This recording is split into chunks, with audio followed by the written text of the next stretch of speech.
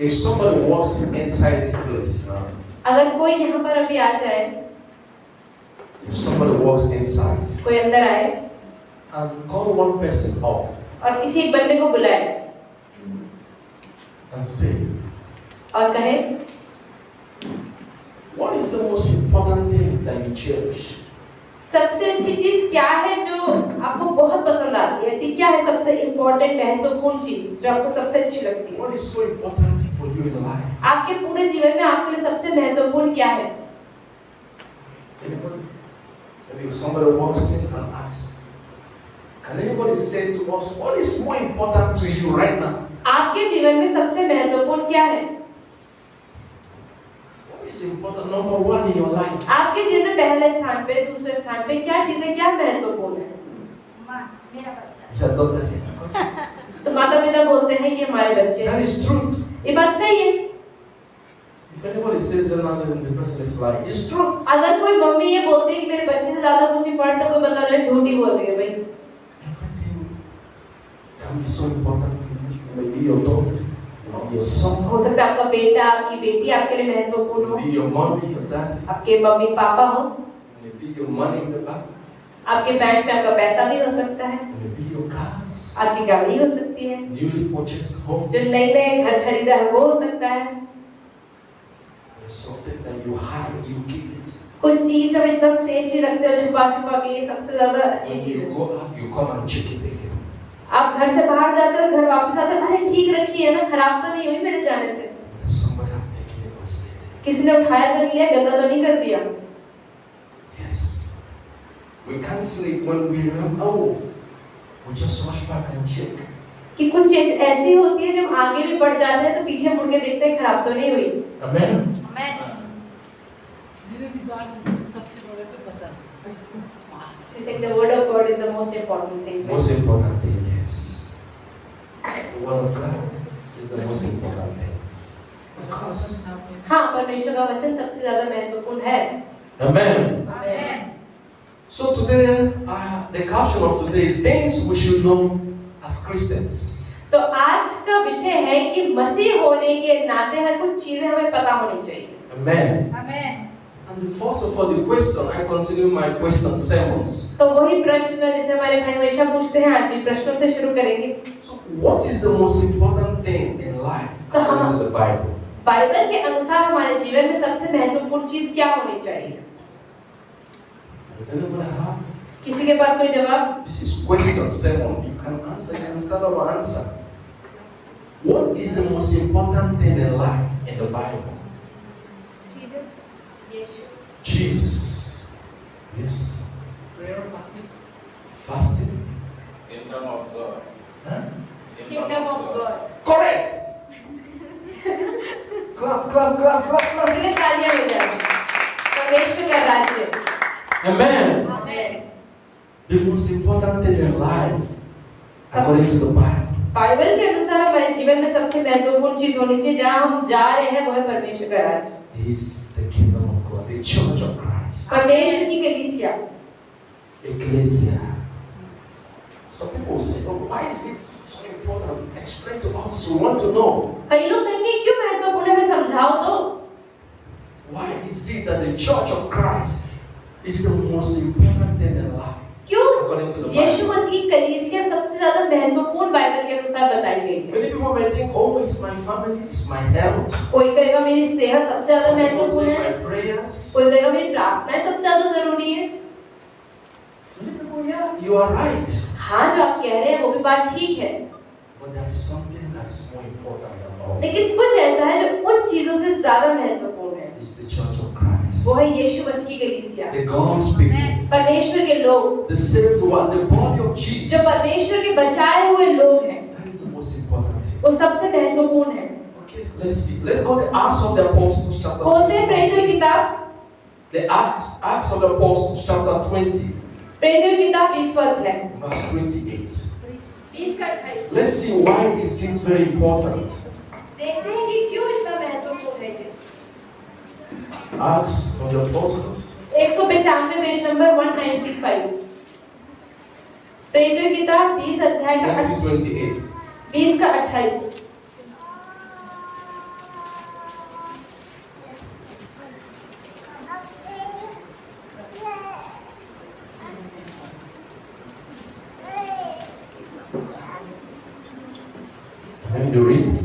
20 का 28 पढ़ते हैं।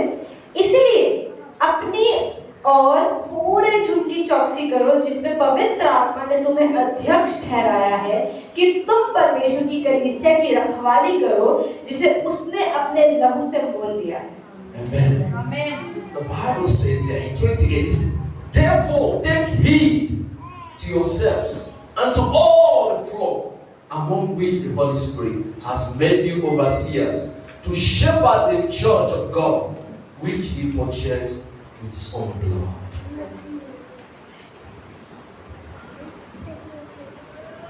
How many of you have the most expensive things in their possessions? What is the most expensive things you have right now? आपके जीवन में सबसे ज्यादा महंगी चीज इस समय क्या है? Anybody have them? What is the most expensive something you have gone to the market? आप मार्केट गए, आपने बहुत महंगा कुछ खरीदा, क्या है सबसे महंगा आपके जीवन में बताना जो आपने खरीदा होगा? The most expensive things you have purchased? Gold. Gold. कोई कहता है सोना मैंने सबसे ज्यादा महंगा खरीदा। Gold. And how do you protect the gold? और गोल्ड को कैसे रखते हो आप अपने घर में? Somebody steal my gold. Somebody steal your gold. किसी ने तो पास से घर से सोना ही चुरा लिया। When you go to the locker, go to the bank. आप बैंक जाते हो, बैंक के लॉकर में रखते हो संभाल के। I went to bank. और बैंक गए, You will see locker. आप बैंक में जाएंगे, लॉकर होते हैं बैंक में। The iron is more heavier than me. आप ये देखें कि जो लोहा होता है भारी से भी ज्यादा भारी होता है। People came to store their belongings. लोग आते हैं चोरी करने। And not only the keys that the bank gives them, और जो चाबी होती है वो बैंक सिर्फ आपको नहीं देता है। they come with extra keys. वो 2 चाबियां रखते हैं, खुद रखते हैं, एक आपको देते हैं। They lock again. और लॉक लगाने के बाद लॉक लगाते So हैं। they have bank keys, they have personal keys. तो अपनी भी चाबियां होती हैं, बैंक की भी चाबियां होती हैं। Tell them that what is that so precious. क्योंकि उन्हें पता है जो इसके अंदर है वो बहुत बहुत ज्यादा कीमती है। They don't care what they pay to preserve it. उन्हें नहीं पता, लोग जब पैसा भी देते हैं लॉकर रखने का उनको फर्क नहीं पड़ता, वो कहते हैं नहीं सोना सुरक्षित रहना चाहिए Because it's so precious. क्योंकि उन्हें पता है कि वो बहुत ज्यादा कीमती है उनके लिए। The church of Christ is so precious because Jesus purchased it with his blood. आप देखिए यीशु मसीह कलीसिया उनके लिए इतनी महत्वपूर्ण इसलिए है क्योंकि उन्होंने उसको पाने के लिए कीमत चुका दी। Amen. It was purchased with his own blood. यीशु मसीह ने अपने ही खून को बहाकर उन्होंने कीमत चुकाई। That what makes it so unique. और इसीलिए यीशु मसीह कलीसिया बहुत अद्भुत है। Life was involved. आप ये देखिए क्योंकि जीवन किसी का चला गया उसे पाने के लिए। He purchased the church of Christ with his own blood. तो यीशु मसीह ने कलीसिया को कमाया अपने लहू की कीमत चुकाकर। And that is, you should know that is the most important thing in life और इसलिए according to the Bible. इसीलिए बाइबल के अनुसार सबसे महत्वपूर्ण चीज यही है, The church of Christ. यीशु की कलीसिया। That is why God may forgive you anything, but don't destroy what He has purchased. तो इसलिए आपने कोई भी गलती करी होगी परमेश्वर माफ कर देगा, लेकिन जिसके लिए परमेश्वर ने कीमत चुका दी उसको खराब आप नहीं कर सकते। God confronted Saul. आप देखिए परमेश्वर यीशु मसीह शाऊल के पास आए। When Saul wants to destroy what Jesus has purchased, शाऊल क्या कर रहा था? शाऊल मसीह लोगों को नहीं मार रहा था। he thought that I have the army. उसने सोचा मेरे पास तो बहुत सारे सैनिक हैं। Jesus said, no.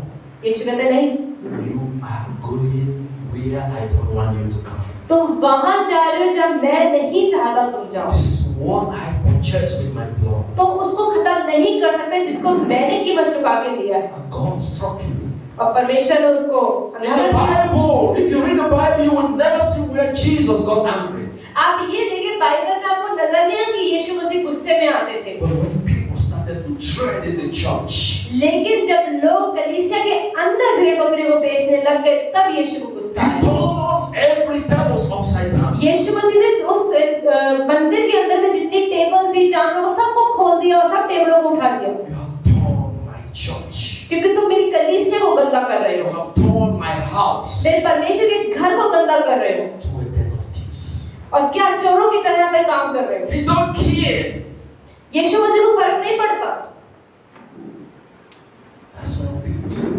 कि लोग क्या बोलेंगे, अरे तुम क्या कर रहे हो? For him to get angry, वो कहते हैं अब मुझे गुस्सा आया, we must have matched the dog's tail. When you want the dog to bark, अगर आप चाहते हैं कि कुत्ता आप पर भौंके when you match the tail of the dog, और कुत्ते की अगर पूंछ पे पैर रख दिया he don't care whether he's your pet, he can bite. तो उसे फर्क नहीं पड़ता कि आप उसके मालिक हैं कि पड़ोसी, वो मारेगा ही मारेगा और काटेगा ही काटेगा। That is the most thing that God wants us to preserve. तो परमेश्वर भी चाहते हैं कि इस चीज को हम संभाल के रखें। The church of God.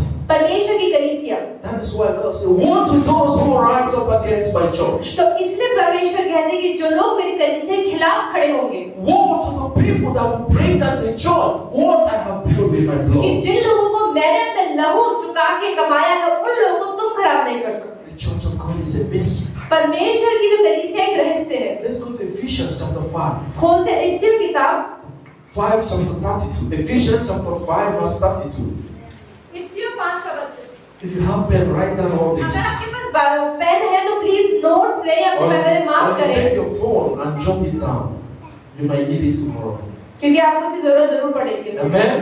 Amen. Just pay attention. We'll try to finish as quick as possible. और जिसके पास पेन नहीं है वो ले भी सकते हैं। Ephesians chapter 5 verse 32. इसको देना। खोलते हैं इफिसियों 5:32। Ephesians chapter 5 verse 32. इफिसियों 5:32। यह भेद तो बड़ा है, पर मैं यहाँ मसीह और कलीसिया के विषय में कहता हूँ। This is a great mystery. But I speak concerning Christ and the church. The church of God is a mystery. परमेश्वर की जो कलीसिया एक रहस्य है, Nobody can understand कोई it. और नहीं समझ सकता इसको। When it is a mystery, ये एक भेद है, it is something that nobody can explain. कोई ऐसी चीज को समझा भी नहीं सकता। Even to Jesus, आप देखिए यीशु के लिए भी, he was wondering how this become possible. यीशु ने भी कितनी मुश्किलों से इसको पाया है। The church of Christ is a mystery. आप देखिए यीशु मसीह कलीसिया एक भेद That है, is why you can't fight a mystery. इसलिए आप एक भेद से लड़ नहीं सकते हैं। You can't fight the church. आप एक कलीसिया से लड़ नहीं सकते। No matter how strong you are, कोई फर्क नहीं पड़ता आप कितने ही मजबूत क्यों ना हो, you can't fight the church. आप कलीसिया से नहीं लड़ सकते, Because the church was ordained with the blood of Jesus Christ. क्योंकि कलीसिया को यीशु मसीह ने अपने लहू के द्वारा कमाया है। So according to the Bible, that is the greatest thing that everyone should preserve. तो बाइबल के अनुसार कलीसिया एक ऐसी चीज है जिसको संभाल के That is why to रखना those चाहिए। who support the church of God, इसलिए वो लोग जो परमेश्वर कलीसिया को सपोर्ट करते हैं, you are building something that you don't even know where it's तो going. आपको नहीं पता कि आप क्या चीज बना रहे हैं। To those who give, that the church of God will stand.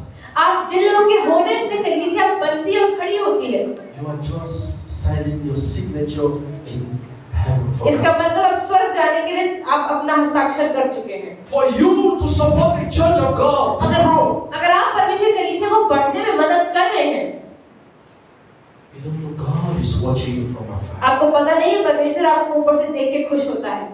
There is a song that says God is watching us परमेश्वर हमें देखता है from a distance. दूर से ही सही। When you support the church to grow, जब आप कलीसिया को बढ़ने में मदद करते हो किसी भी तरह, you have invoked the love of God. परमेश्वर का प्रेम आपके ऊपर और रूप से बढ़ता है। God will never leave you. परमेश्वर आपको छोड़ता नहीं है, God will never want you to sink. परमेश्वर को गिरने नहीं देता है, Because He knows that without you the church is going to die. क्योंकि उसको पता है कि अगर आप कलीसिया में नहीं है तो उसके बिना कलीसिया गिर He जाएगी। knows that the church of God is standing because of your उनको support. पता है कि कलीसिया आपके खड़े होने से खड़ी हो पा रही है। The way He watched those that destroy the church and confront them और वो लोग जो कलीसिया को नष्ट करने के लिए गलत काम करते हैं, is the same way He blesses those that support the church. जब परमेश्वर गलत लोग से गलत करता है तो आशीष भी देता है जो कलीसिया को खड़ा करने में मदद Many people करता may है। say, "Oh, I may not have the money." बहुत सारे लोग कहते हैं कलीसिया को कैसे मदद करूं, जेब में पैसा तो नहीं है, पैसा ही नहीं, पैसा नहीं है, You पैसे can नहीं। sing. आप फिर भी सपोर्ट कर सकते हैं, You can give your time in the choir. आप कलीसिया में अपना समय दे सकते You हैं, can join all the services. आप अदर सर्विसेज को ज्वाइन कर You सकते हैं, can lead a group of people. आप कुछ ग्रुप को लीड You कर सकते can हैं, teach the word of God. आप परमेश्वर का वचन सुना You have सकते हैं। so many areas in order for you to build the church of God. तो परमेश्वर कलीसिया को बढ़ाने का सिर्फ पैसा ही माध्यम नहीं है, और भी तरीकों से आप मदद कर सकते हैं। Blessed are those आशीषित है वो लोग who will build the church of जो Christ. परमेश्वर की कलीसिया को बनाते हैं। The kingdom of God is yours. परमेश्वर का राज्य आपके लिए। Amen. आमीन। I have so many other places to talk. Okay, let's go again. Amen. What is the most important thing God wants from us? परमेश्वर हमसे क्या चाहते हैं? क्या सबसे महत्वपूर्ण चीज चाहते हैं? Any person? What is the most important thing that God wants from us? Yes. मैंने बाइबल में पढ़ा है सर, उसमें ना लिखा है कि पौलुस है ना, सेंट पौलुस कहते हैं कि परमेश्वर अपने लिए सच्चे आराधकों को ढूंढता है जो आत्मा से उसकी वर्शिप करते हैं।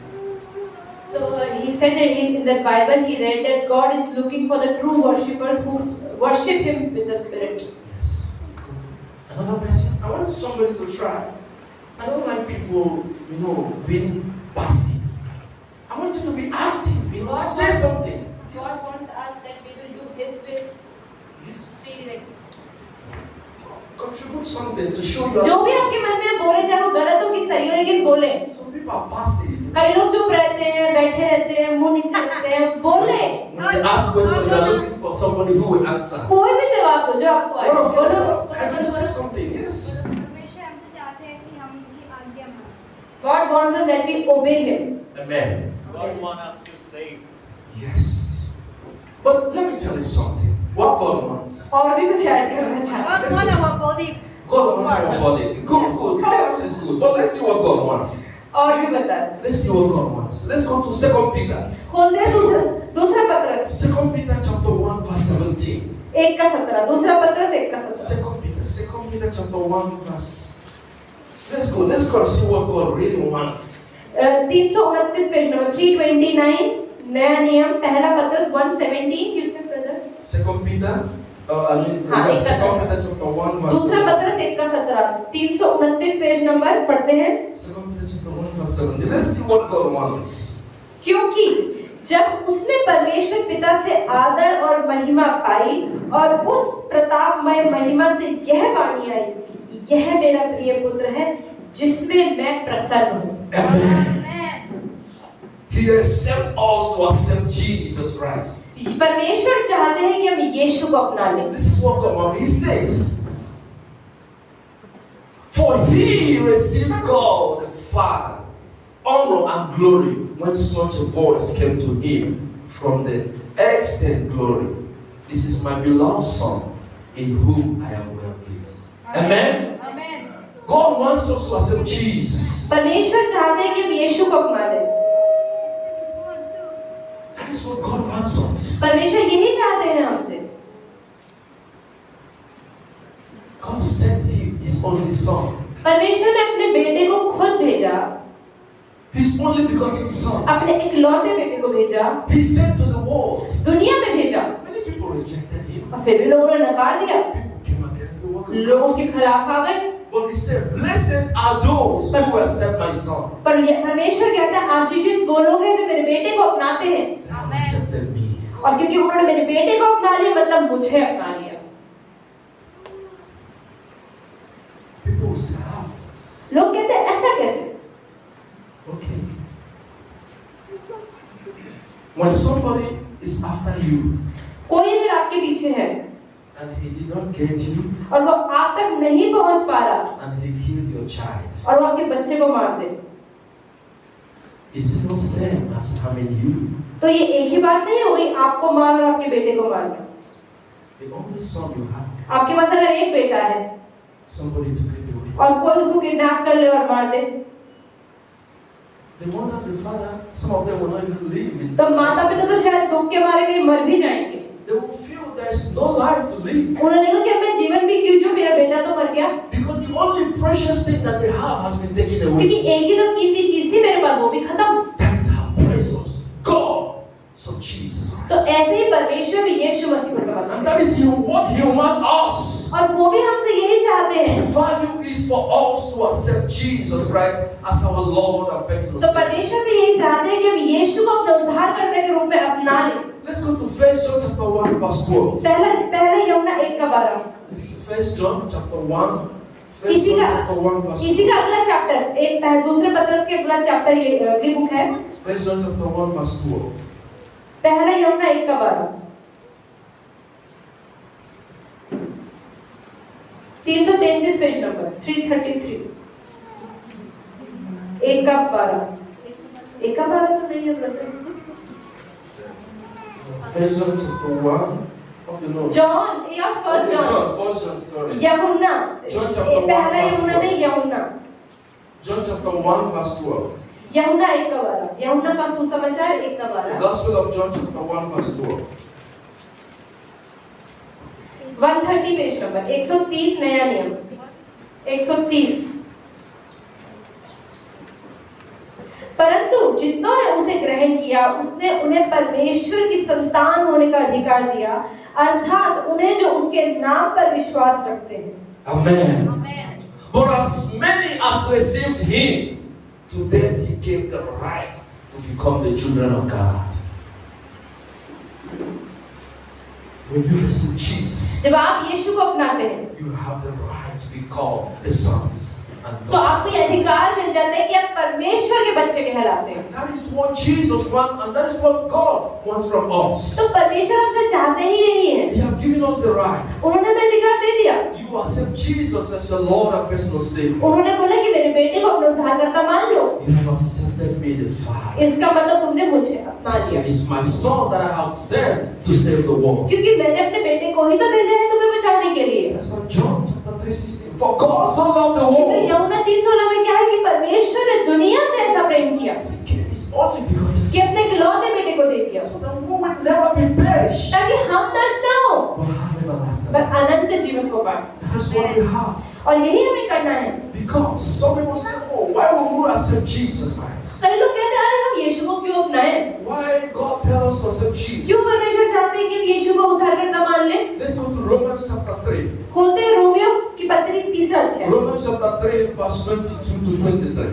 Romeo 3 Romans chapter 3. 3:23 22 to 23. Romans chapter 3 from 22 to Romeo 3 page number 211 Romeo की पत्री 3 अध्याय 22 और 23। अर्थात परमेश्वर की वह धार्मिकता जो यीशु मसीह पर विश्वास करने से सब विश्वास करने वालों के लिए है, क्योंकि कुछ भेद नहीं, इसलिए कि सबने पाप किया है और परमेश्वर की महिमा से रहित है। Amen. Amen. He said, even the righteous of God, उन्होंने कहा परमेश्वर कितने धर्मी लोग क्यों ना हो, the bishops, the जब pope, पंडित लोग, बिशप लोग, पोप लोग, he said, all मतलब जितने ही धर्मी क्यों ना हो, through faith in Jesus, लेकिन यीशु में विश्वास के to द्वारा all and to all who believe. कि जितने भी विश्वास करेंगे, God said there is no difference. परमेश्वर कहता है कोई फर्क नहीं है, And all are sinners. वो सभी पापी हैं। We have fallen short of the glory of God. परमेश्वर की महिमा से सब गिर जाते हैं। That is why he sent Jesus. इसलिए उन्होंने कहा यीशु। Nobody said, oh, I'm the bishop. किसी ने नहीं कहा कि हम पंडित हैं, I have no sin with me. क्या मेरे अंदर तो पापी नहीं है। Oh, I'm the pope. I don't need any salvation. अरे मैं तो पोप हूँ, मुझे क्या उद्धार की जरूरत है। God said, we all are fallen. परमेश्वर कहता है नहीं, हर किसी ने पाप किया है। We have come short of the glory of God. परमेश्वर की महिमा से हर बंदा ही गिर जाता है। I sent my son कि मेरे बेटे को अपनाओ so that I will be able to rebuke you.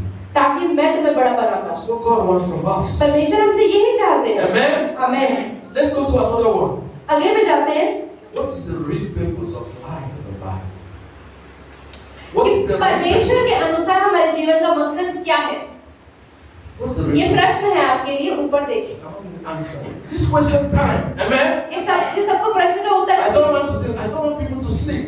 आप सोए ना, परमेश्वर क्या मकसद है आपके जीवन If का। you sleep, I will ask you a question. अगर आप Amen? सोए तो आपसे ही क्वेश्चन पूछे। Anybody who is sleeping, I will point to and ask you a question. जब सो रहा है उसी पर उंगली करी जाएगी। So if you want to answer a question, then start sleeping. Amen. तो आंसर देके सो जाना, लेकिन आंसर दो।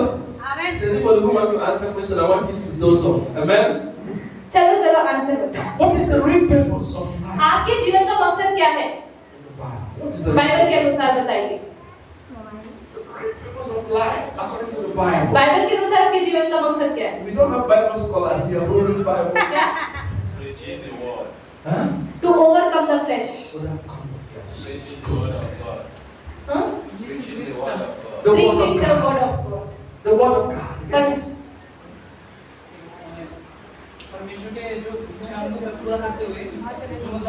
सारी आज्ञाओं को मानते हुए और अपने शरीर पर काबू करने के बाद हम स्वर्ग जो हमारा सही है वहाँ पे जाते हैं।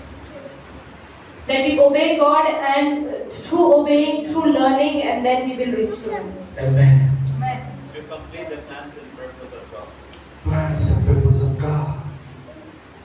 You guys are paying attention. I love that. Very intelligent questions. Amen. The real purpose of life in the Bible. Let's go to Romans chapter 8. Romeo 8:28. Please write down. Make sure you get something today and go home.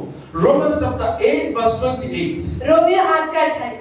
Romans chapter 8 verse 28. Get something and go home and teach people. Amen. Romeo Get 8:28. something and you go and you preach to तो people.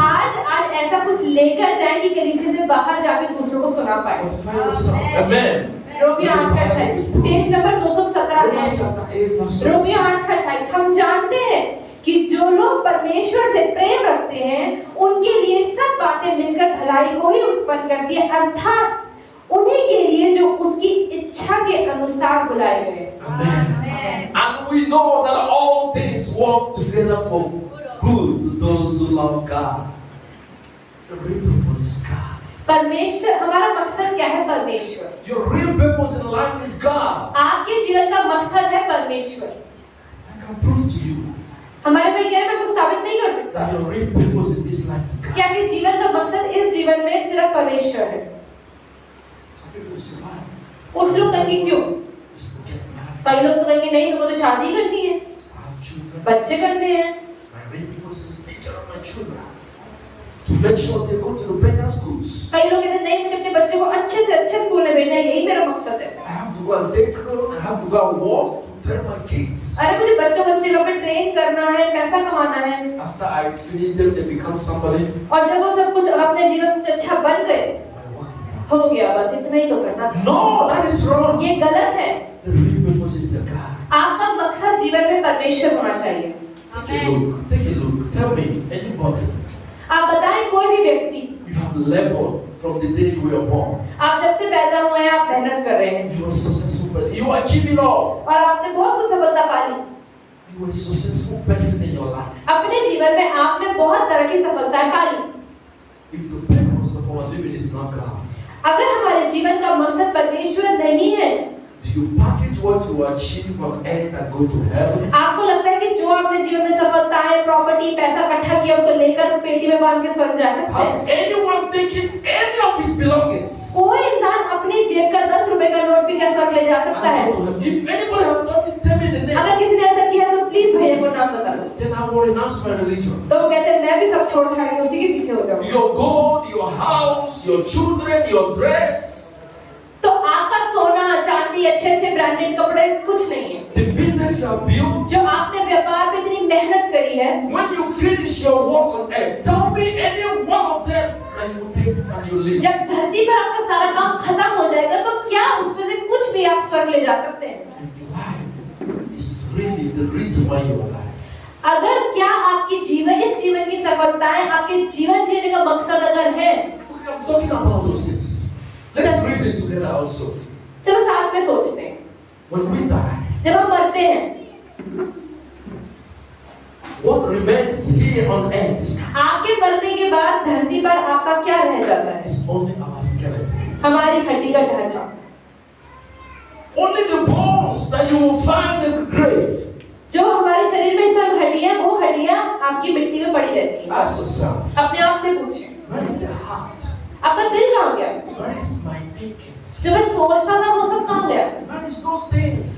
जो चीजें जीवन में थी वो कहाँ गई? Can anybody find it in the grave? कोई मिट्टी के अंदर ढूंढ सकता है कि वो मेरा दिल निकलेगा, मेरी सोच निकलेगी? Scientists could only find your skeleton. आपको सिर्फ हड्डियां मिलेंगी, वो भी कुछ सालों बाद वो भी खत्म। Stay here now.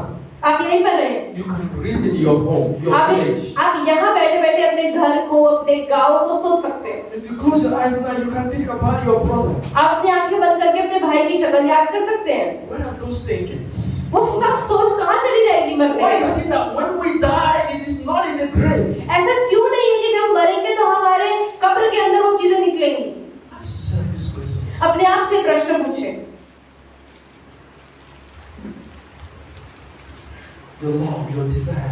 आपका प्रेम, आपकी इच्छाएं, Where is that desire to get wealth? Where is it in the grave? जब आप कहते हैं मुझे बहुत अमीर बनना है, वो आपकी इच्छाएं कहाँ चली जाती है कब्र में?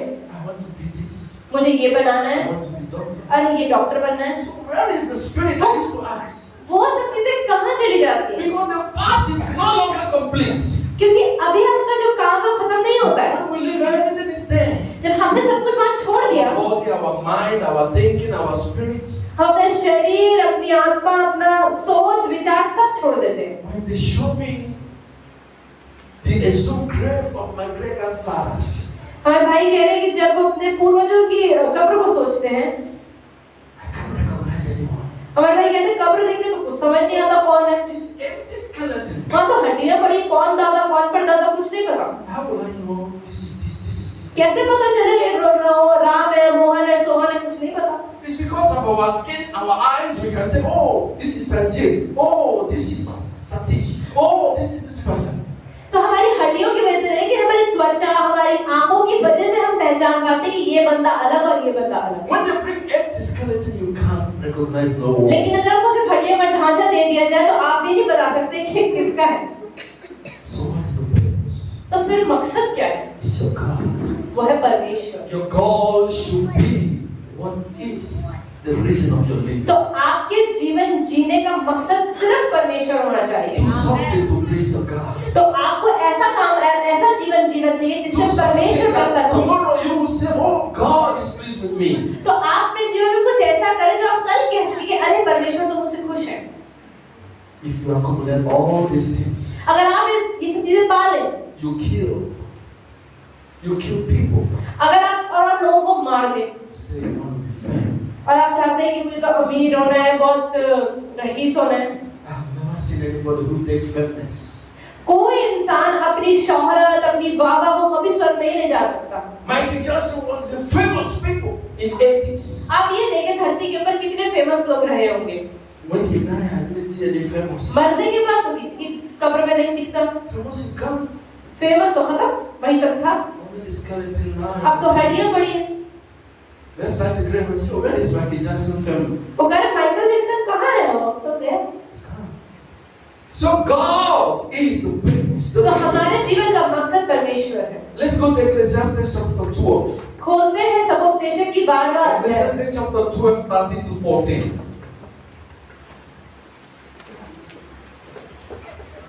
Ecclesiastes chapter 12.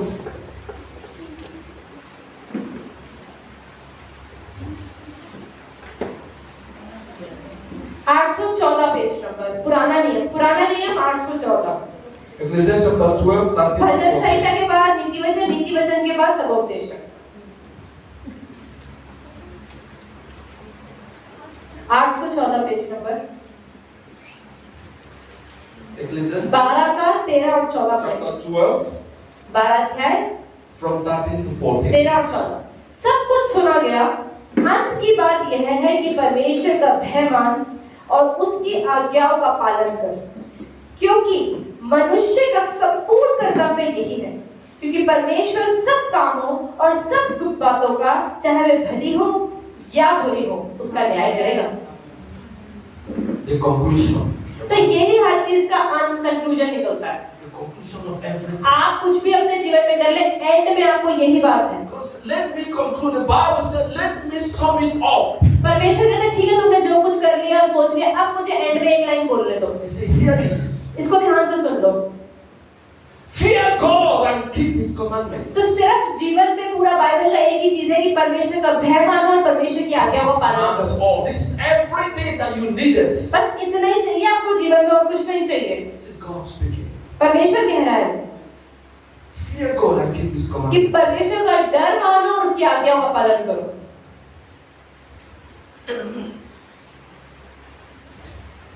For God will bring every work into judgment. क्योंकि परमेश्वर हमारे हर छोटे से छोटे काम का न्याय करने वाला है।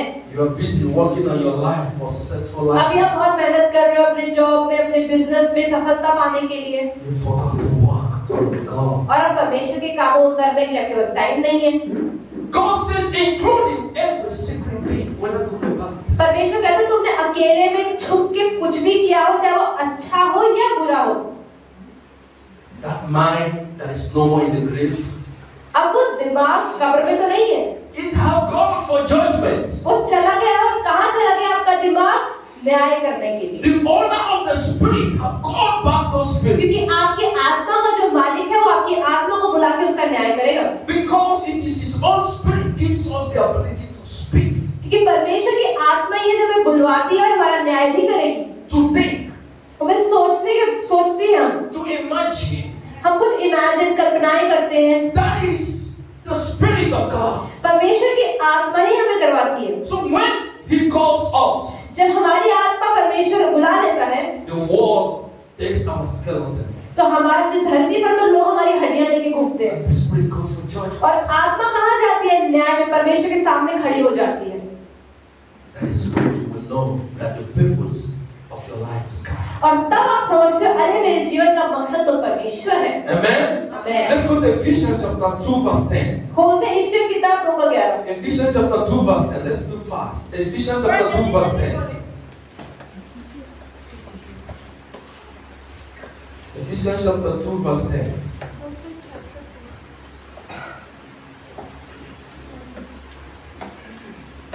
266 Ephesians 2:10 verse 10. 266 page number 266 2:10 right? Yes, 2:10.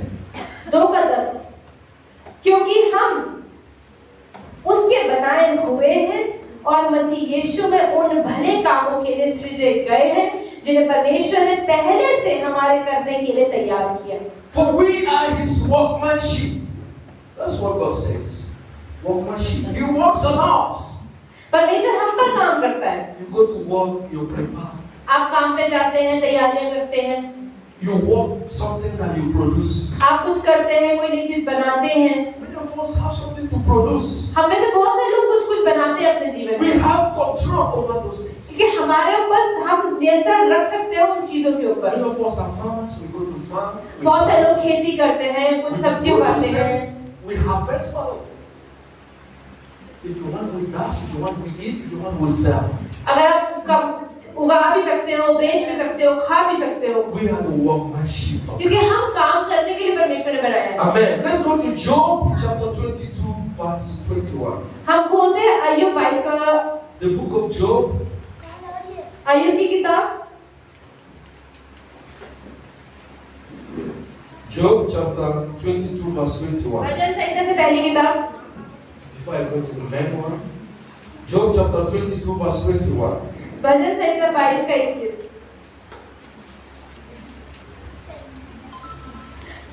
630 page number 630। अय्यूब का 22 का 22-23, No, 22-21. 22 का 21। उससे मेल मिलाप कर, तब उसे शांति मिलेगी और इससे तेरी भलाई होगी। The word of God is strength. परमेश्वर का वचन साफ साफ बात करता है।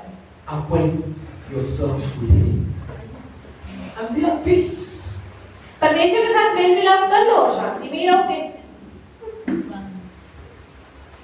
Connect yourself. Agree with God. परमेश्वर जो आपके जीवन में करना चाहता है उसके साथ एग्री कर जाएं। Agree with God and be at peace. परमेश्वर के साथ अगर मेल मिलाप करेंगे तभी शांति रहेगी, नहीं तो अशांति रहेगी जीवन में। If you argue with God, अगर आप परमेश्वर कहता है ये करोगे तो नहीं ये करूंगा मैं,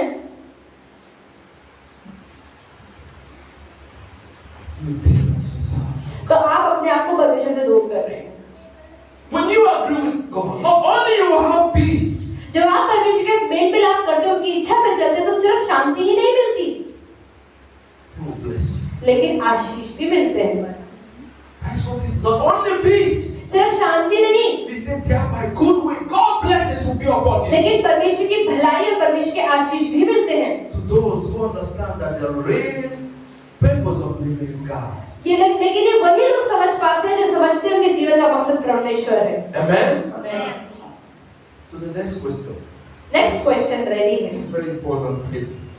एक और प्रश्न, Can a Christian get a divorce? क्या एक मसीह इंसान तलाक ले सकता है? This called marriage.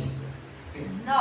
It's very, very, very, very difficult. तो शादी काफी मुश्किल चीज But है। pay attention. Amen. Amen. It's very difficult place to move it, but by the grace of God, we will get something today. Amen. तो Can a Christian get a divorce? क्या एक मसीह इंसान तलाक कर सकता है? नहीं. Amen. First of all, before I talk about that, let's go to marriage. चलिए पहले शादी के बारे में कुछ बात करते हैं. Because marriage gave birth to divorce, right? क्योंकि मैरिज की ही वजह से तलाक होता है, जबकि मैरिज नहीं तलाक भी नहीं. To people that are scientists, the physicians, जो लोग वैज्ञानिक होते हैं या फिजिशियंस होते हैं, they believe in cause and effect. वो कॉज एंड इफेक्ट में बात करते हैं.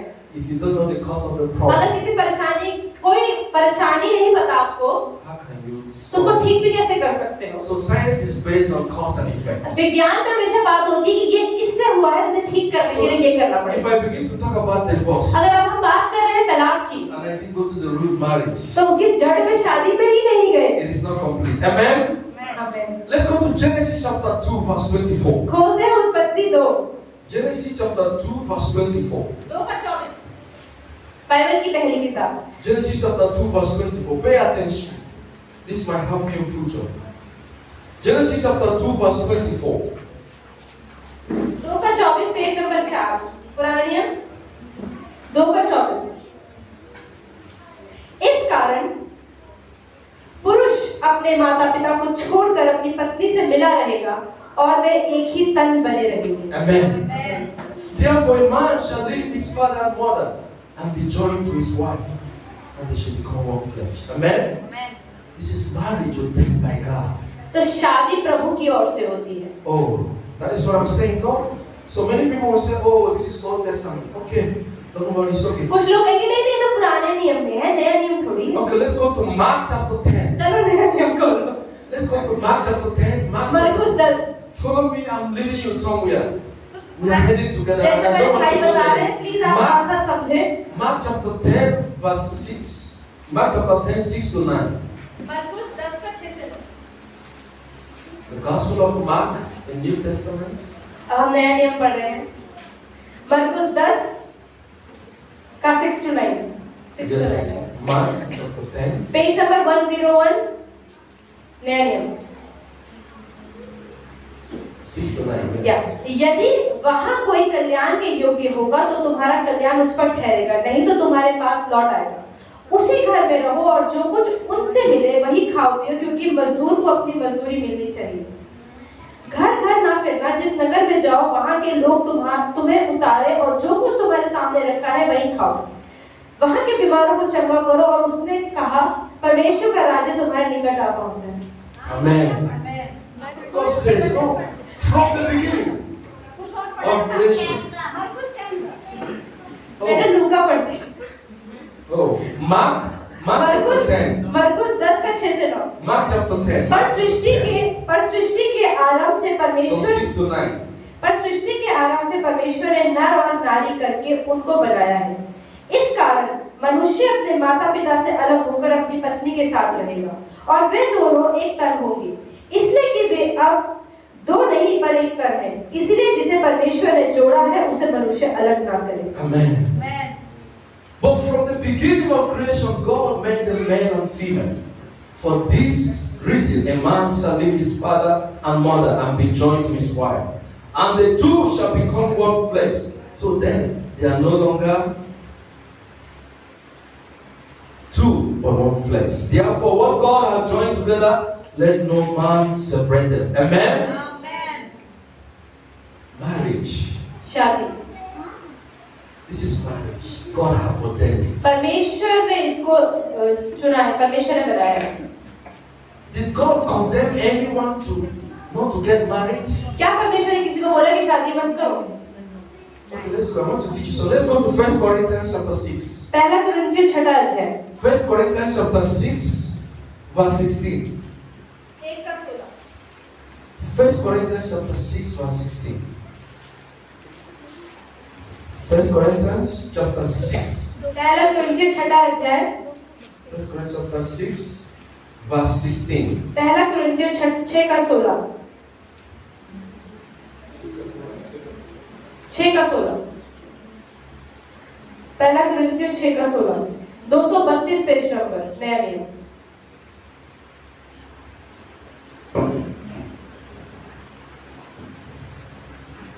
क्या तुम नहीं जानते कि जो कोई वेश्या से संगति करता है वह उसके साथ एक तन हो जाता है, क्योंकि लिखा है वे दोनों एक तन होंगे। Amen. The Bible says, oh, do you not know that he who is joined to a harlot is one body with her? For the two, he says, shall become one flesh. So there is no condemnation. She's a prostitute. Therefore, she's not going to get married. There is no condemnation that God has given. परमेश्वर ने नकारा नहीं है। It's people who say, oh, she's a prostitute, don't get married to her. जब लोग कहते हैं अरे इसमें व्यभिचार करती है वो, तो तुझसे शादी मत करो। Who are you to judge? परमेश्वर कहते तुम कैसे किसी का न्याय कर सकते It's हो? God that says, if they come together, they can marry and they become one. अगर वो साथ में शादी करते हैं, साथ में एक हो सकते हैं। All life has passed away. पुराना जीवन खत्म हो चुका है, अब आप नए हो गए हैं। So there is no condemnation. तो अगर आपने जीवन में कुछ भी किया, लेकिन अगर आपने परमेश्वर को अपना लिया, तो परमेश्वर को नकारता नहीं है। Life before marriage and life after marriage is not the same. शादी से पहले का जीवन और शादी के बाद का जीवन एक नहीं होता है। So God did not condemn anyone regarding marriage. परमेश्वर शादी के बाद में किसी को भी नकारते नहीं है। Because God has said in Genesis, He said, "Go and multiply." परमेश्वर तो कहता है उत्पत्ति में कि जाओ और पूरी दुनिया में भर जाओ। Then what brought divorce? तो फिर तलाक क्यों? That is the question. प्रश्न यही है। If God has said two of us should join and become one, अगर परमेश्वर कहता है कि तुम दोनों बन जाओ, एक बन जाओ, why we separate? तो फिर लोग अलग क्यों होते हैं? There must be a reason. Amen. तो इसके पीछे एक कारण है। Can a Christian get divorce? क्या एक मसीह इंसान तलाक ले सकता है? That is comes to the main question. ये Amen. प्रश्न है। If God said, when we join together by bond, जब परमेश्वर Jesus will become one. जब परमेश्वर कहता है कि पति पत्नी एक तन हो जाते हैं, तो फिर अलग होने की बात क्यों? The Christian faith doesn't promote or encourage divorce. आप ये देखें कि मसीही विश्वास कभी तलाक को सपोर्ट नहीं करता, It does not even condone it. लेकिन नकारता भी नहीं। The Bible says no. I want to take you somewhere. Amen. Amen. Let's see what the Bible says about divorce. We have to say, let's go to Deuteronomy chapter 24. व्यवस्था विवरण 24। Get something here. It's very important. I'm coming somewhere. Deuteronomy chapter 24. Deuteronomy chapter 24. 245 पुराना नियम। We are going to read from 1 to 4. व्यवस्था विवरण page number 245 to 45, व्यवस्था विवरण 24 का 1 से 4।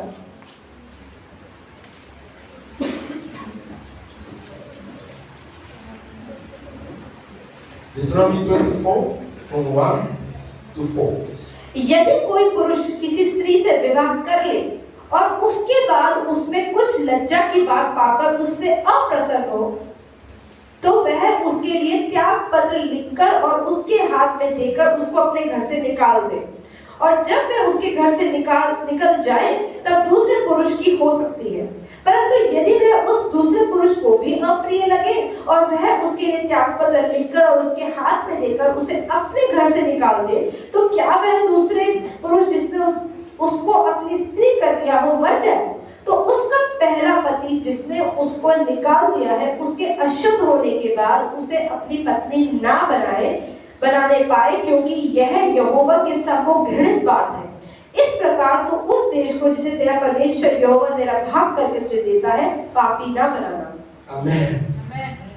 The Bible says, when a man takes a wife and marries her, and it happens that she finds no favor in his eyes because he has found some uncleanness in her, and he writes her a certificate of divorce, put it in her hand, and send her out of his house. It says again, when she departs from his house and goes and becomes another man's wife, if the later husband detects her and writes her a certificate of divorce, puts it in her hand and sends her out of his house, or if the later husband dies, who took her as his wife, then the former husband who divorced her must not take her back. You get the joke. You get the story. आपको समझ आएगी कहानी क्या है? That means a woman that marries मतलब एक औरत है जिसने 2 बार शादी करी. a woman because of uncleanness. मतलब उसमें कुछ गंदगी पाई गई. She was divorced. उसका तलाक हो गया. He marries again. फिर उसने दोबारा किससे शादी करी? Same, she divorced. उसके साथ भी तलाक हो गया. And the second husband unfortunately died. और दूसरा पति मर गया. The Bible says even the first husband तो बाइबल बताती है कि पहला पति भी have no right to take her back. अब दोबारा उसी पत्नी को नहीं रख सकता. Amen. Do you understand where the क्या आपको Bible? समझ आ रहा है कि क्या बताना चाह रहे हैं? Don't condone divorce. Many people say, oh, this तो is कई लोग कहते हैं कि बाइबल डिवोर्स को बिल्कुल सपोर्ट नहीं करती, लेकिन कई किसी सिचुएशन में करती है. this is Old Testament. अभी पुराने नियम की Okay, बात. let's go to Matthew. नए नियम में आते Move to Matthew chapter 5. मत्ती 5 Move to Matthew chapter 5, verse 31. मत्ती 5 का Let's go to Matthew chapter 5, page number 8 verse 31. नया नियम 8 मत्ती 5 का 31. Yes, Matthew chapter 5, verse 31. यह भी कहा गया है, जो कोई अपनी पत्नी को तलाक देना चाहे तो उसे त्याग पत्र दे. Continue. Yes. 32. Yeah, that's it. Sorry. परंतु मैं तुमसे यह कहता हूँ कि जो कोई अपनी पत्नी को व्यभिचार के सिवा किसी और कारण से तलाक दे तो वह उसे व्यभिचार करवाता है, और जो कोई उसे त्यागी हुई से विवाह करे वह भी व्यभिचार करता है. Amen. The New Testament still affirming. Furthermore, it has been said, whoever divorces his wife, let him give her a certificate of divorce. But I say to you that whoever divorces his wife for any reason, except sexual immorality, causes her to commit adultery. And whoever marries a woman who is divorced commits adultery. Give a certificate. The Bible says. Bible बताती है.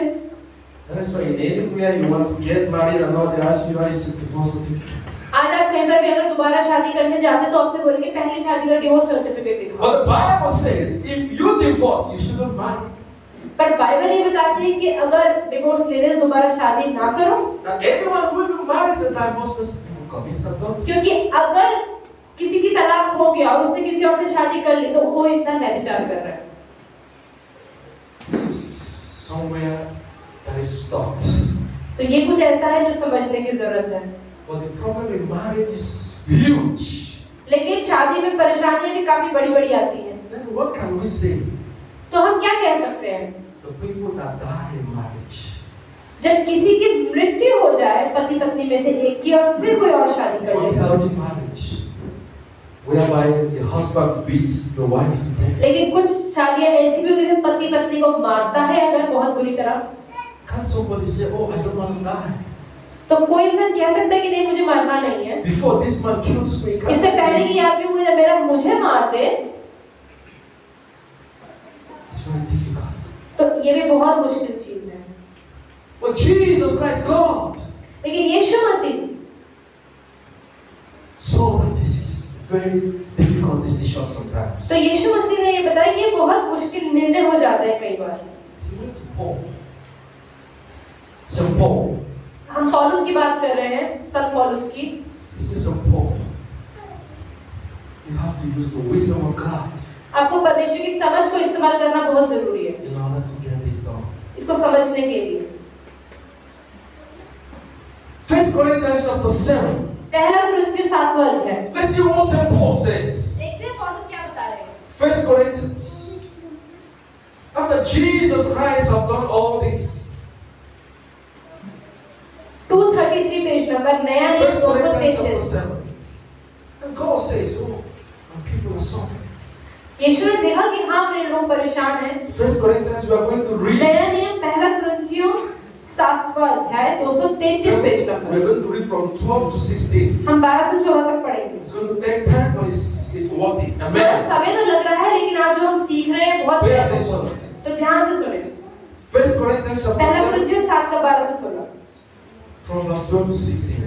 दूसरों से प्रभु नहीं परंतु मैं ही कहता हूँ, यदि किसी भाई की पत्नी विश्वास न रखती हो और उसके साथ रहने से प्रसन्न हो तो वह उसे न छोड़े। जिस स्त्री का पति विश्वास न रखता हो और उसके साथ रहने से प्रसन्न हो वह पति को न छोड़े, क्योंकि ऐसा पति जो विश्वास न रखता हो वह पत्नी के कारण पवित्र ठहरता है, और ऐसी पत्नी जो विश्वास नहीं रखती पति के कारण पवित्र ठहरती है। नहीं तो तुम्हारे बाल बच्चे अशुद्ध होते, परंतु अब तो पवित्र है। परंतु जो पुरुष विश्वास नहीं रखता यदि वह अलग हो तो अलग होने दो। ऐसी दशा में कोई भाई या बहन बंधन में नहीं, परमेश्वर ने हमें मेल मिलाप के लिए बुलाया है। क्योंकि हे स्त्री, तू क्या जानती है कि तू अपने पति का उद्धार करा लेगी, और हे पुरुष, तू क्या जानता है तू अपनी पत्नी का उद्धार करा लेगा। Amen. By the power of the Holy Spirit from God. पवित्र आत्मा के सामर्थ्य जो प्रभु से आता है, So Paul पौलुस क्या बता रहा है? was able to send and teach the people of Corinthians. वो कुरिन्थियों की कलीसिया को क्या सिखा रहा है?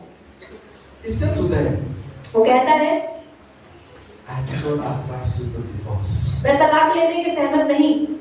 To the rest, I, not the Lord.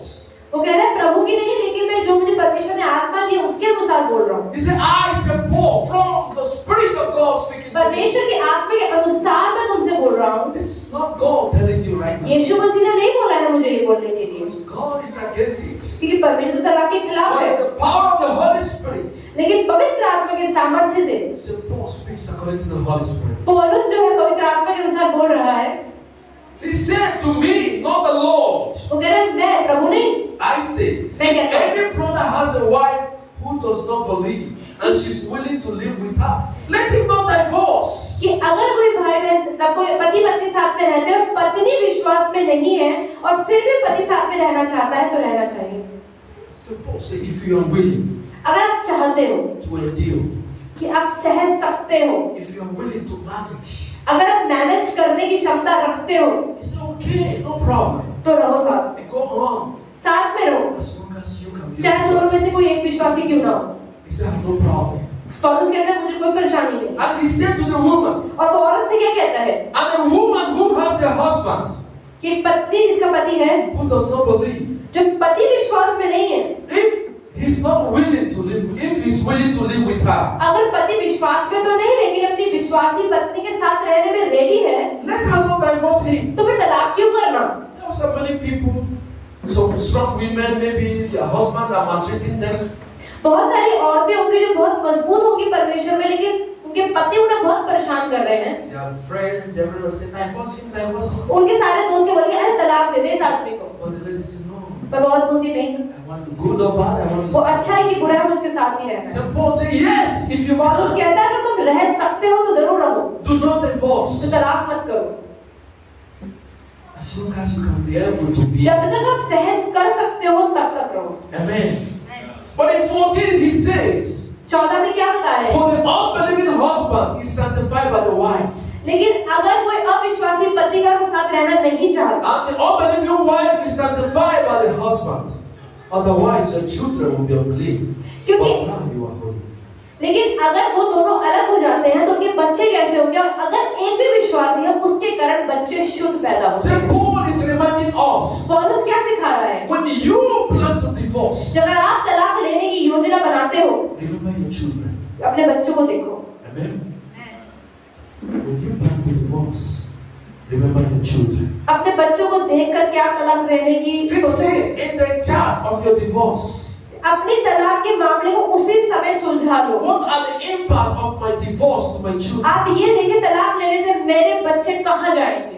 He says if you can't stay because of your children, और अगर अपने बच्चों को देखते हुए अपने पति या पत्नी के साथ नहीं रह पा रहे हो, so that they will not become unclean children, तो वो बच्चे शुद्ध नहीं होंगे अगर आप अलग हो जाएंगे तो। he says stay and make it to happen. तो इससे अच्छा ये है कि आप साथ में रहो, कोशिश करें साफ बनाने की। Amen. But he says in 15, 15 में क्या लिखा है? but if the unbeliever departs, लेकिन एक अविश्वासी चाहे वो पत्नी हो या पति और वो शादी से जाना चाहे he said, let him depart. तो जाने दो उसको, Let him go. जाने दो उसको। If he's not meant for your life, suppose let him go. तो संत पौलुस कह रहे हैं ठीक है अगर वो अविश्वासी है वो साथ नहीं रहना चाहता तो तुम मत जाओ।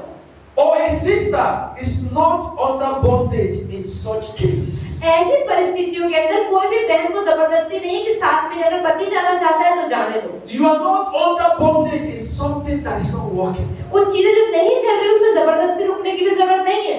God did not bind you in something that is going to destroy you. परमेश्वर आपकी चीज में ऐसे में नहीं बांधता जिसमें आप परेशान हो रहे हो, नष्ट हो रहे हो और फिर भी बैठे रहो। This is St. Paul preaching to you and I. ये संत पौलुस आपको और मुझे सिखा रहा है। Remember, before he started preaching, उसने प्रचार करने से पहले he said, "It is I, not the Lord." उसने शुरू से ही पहले सेंटेंस में बोला है कि प्रभु नहीं बोल रहे हैं, मैं बोल रहा हूँ। God has said what He has said about divorce. परमेश्वर ने तलाक के लिए जो बोलना था उन्होंने मत्ती में बोल दिया। We don't accept it, we don't condone it. परमेश्वर नकारता भी नहीं है, अगर व्यभिचार है लेकिन वो अपनाता भी नहीं है। So Paul said, "I speak from the Spirit of God लेकिन पौलुस कह रहा है मैं परमेश्वर की आत्मा से इंस्पायर होके बोल रहा हूँ because we want peace." क्योंकि वो शांति चाहता है। God says, "But God has called us to peace." परमेश्वर हमें शांति बनाने वाला बनाया है, He said, "Embrace peace," इसलिए शांति रखनी चाहिए and that is all.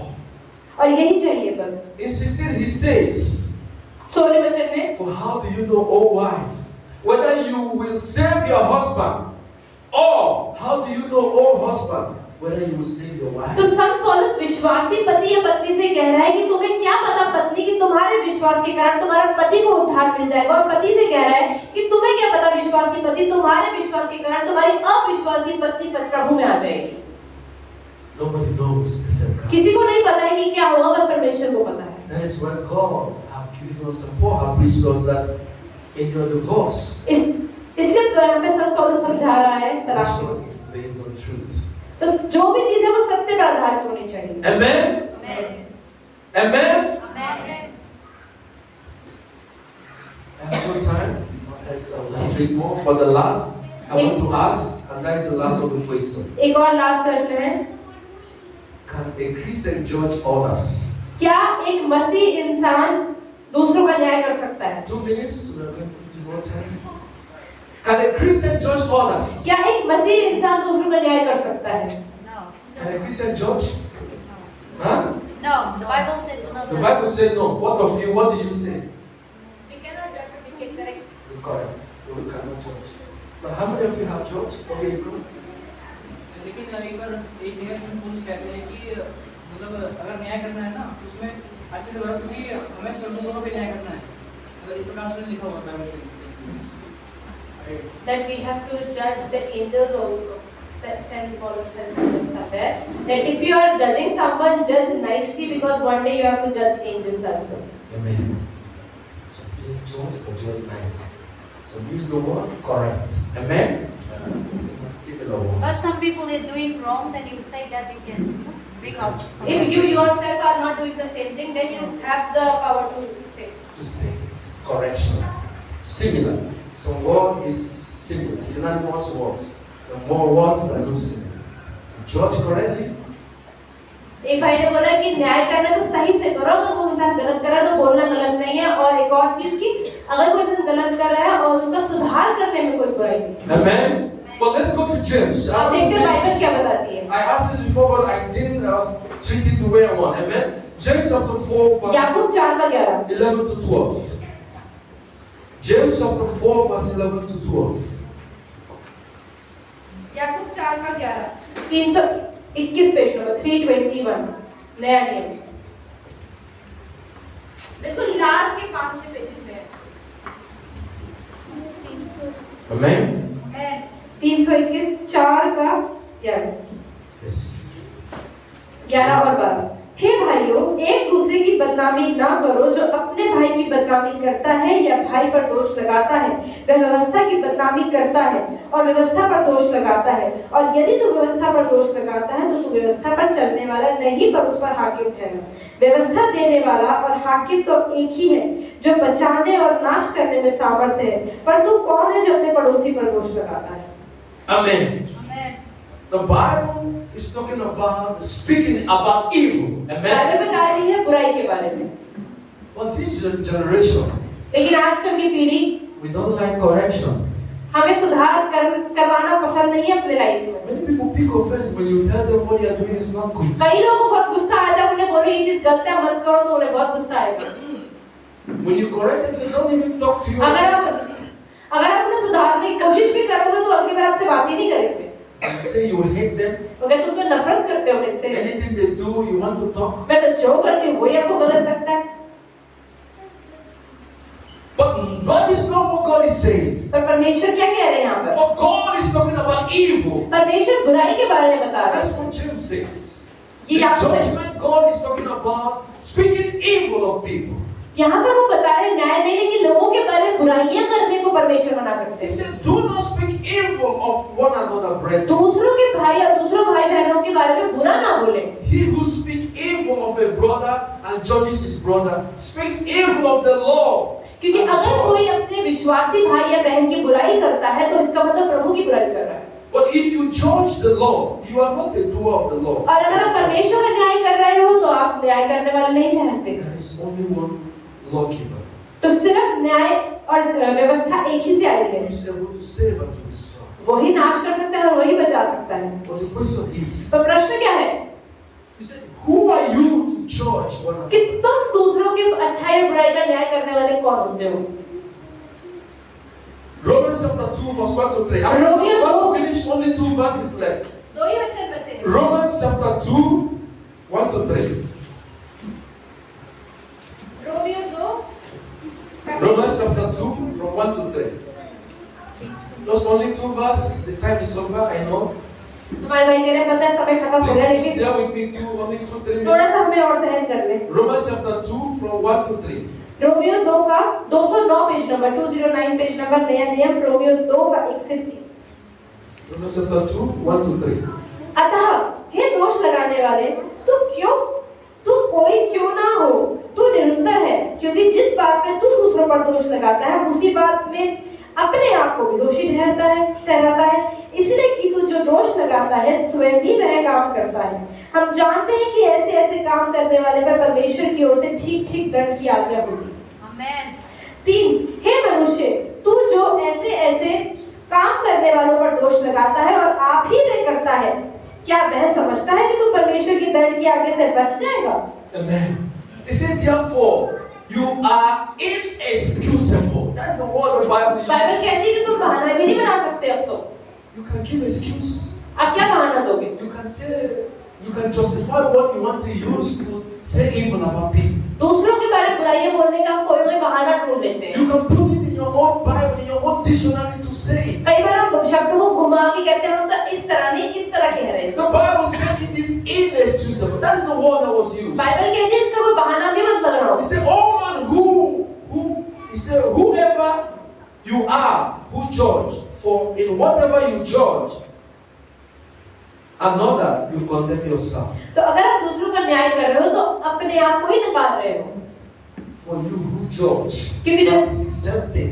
क्योंकि अगर जो बंदा दूसरे का न्याय कर रहा है वो खुद भी वही पाप कर रहा है। When you judge, you condemn yourself. अगर आप दूसरे का न्याय कर रहे हो तो अपने आप को कैसे नकार रहे हो? God said there is no reason for you to speak evil about people. परमेश्वर कहता है कि तुम दूसरों की बुराई कैसे कर सकते हो जब खुद ही उस पाप में हो। As a Christian, you don't speak evil about people. एक मसीह होने के नाते दूसरों की बुराइयां करना अच्छी बात नहीं है। If who to speak evil is Jesus, because people offended him so much. आप ये देखिए यीशु मसीह के बारे में कितना लोगों ने बोला लेकिन यीशु ने बुराइयां नहीं करी। He started the truth to speak the evil about what people says, but he chose to forgive. Right? यीशु भी चाह सकता था कि जब लोगों ने गलत किया उनकी बुराइयां करे, बुरा बोले, श्राप दे, लेकिन यीशु ने ऐसा नहीं किया। Romans chapter 14 1 to 13. रोमियो 14 का 1 से 13। This place is very long. You have to read fast, but I will not read. Romans chapter 14. Romans chapter 14 from 1 to 13. You have to read fast. I will read fast. 223 page number Romeo जल्दी खोले Romeo लंबा है। Yes. Romeo 14 1 से 13 1 से 12। This is the last verse. But not this one. Yes. I'm reading. Okay. 223 Romeo 14। जो विश्वास में निर्बल है उसे अपनी संगति में ले लो, परंतु उसकी शंकाओं पर विवाद करने के लिए नहीं। एक को विश्वास है कि सब कुछ खाना उचित है, परंतु जो विश्वास में निर्बल है वह साग पत्ती ही खाता है। खाने वाला ना खाने वाले को तुच्छ न जाने और ना खाने वाला खाने वाले को तुच्छ न जाने, क्योंकि परमेश्वर ने उसे ग्रहण किया है। तो कौन है जो दूसरों के सेवक पर दोष लगाता है, उसका स्थिर रहना या गिर जाना उसके स्वामी ही से संबंध रखता है, वरन वह स्थिर ही कर दिया जाएगा, क्योंकि प्रभु उसे स्थिर रख सकता है। कोई तो एक दिन को दूसरे दिन से बढ़कर मानता है, कोई सब दिनों को एक समान मानता है। हर एक अपने ही मन में निश्चय कर ले, जो किसी दिन को मानता है वह प्रभु के लिए मानता है, जो खाता है प्रभु के लिए खाता है, जो परमेश्वर का धन्यवाद करता है, जो नहीं खाता वह प्रभु के लिए नहीं खाता और परमेश्वर का धन्यवाद करता है, क्योंकि हम में से ना तो कोई अपने लिए जीता है और ना कोई अपने लिए मरता है। यदि हम जीवित हैं तो प्रभु के लिए जीवित हैं, और यदि मरते भी हैं तो प्रभु के लिए मरते हैं। अतः हम जिए या मरे हम प्रभु के ही हैं, क्योंकि मसीह इसी के लिए मरा और जी भी उठा कि वह मरे हुओं में से जीवित हो, दोनों का प्रभु हो। तू अपने भाई पर दोष क्यों लगाता है?